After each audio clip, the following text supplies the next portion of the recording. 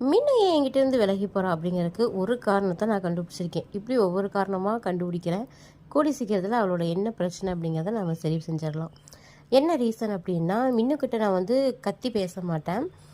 அவட்ட அமைதியாக கொஞ்சம் அப்படி தான் பேசுவேன். இப்போ இந்த கிட்டன்ஸ் இருக்கிறனால இவனுங்க நல்லா அடிச்சுக்கிறானுங்க. அப்போது யாராவது ஒருத்தவங்க வந்து கடிக்கும்போது ரொம்ப ஹார்ஷாக கத்துறானுங்க. வலிக்குது போல் அவனுங்க கத்தும்போது நான் இங்கேருந்து டே அப்படின்னு சவுண்ட் விடுவேன். இப்போ குழந்தைங்களாம் சண்டை போட்டால் நம்மெல்லாம் மிரட்டுவோம் இல்லையா, வர்றேன் இரு அப்படின்னு அந்த மாதிரி கொஞ்சம் சவுண்டாக பேசுகிறேன்.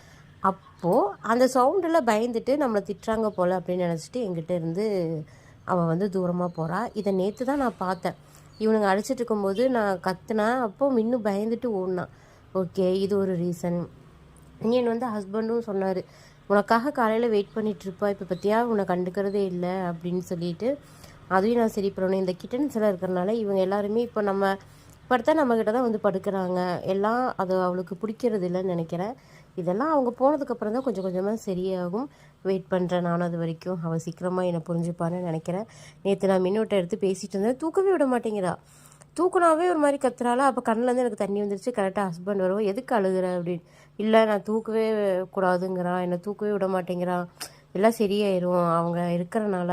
இப்போ நான் மின்னுக்கு ஃபுட்டு போட்டு வச்சாலும் அதில் வந்து கிட்டன்ஸ்க்கு தனியாக போட்டு வைக்கிறேன், மின்னுக்கு தனியாக போட்டு வைக்கிறேன்.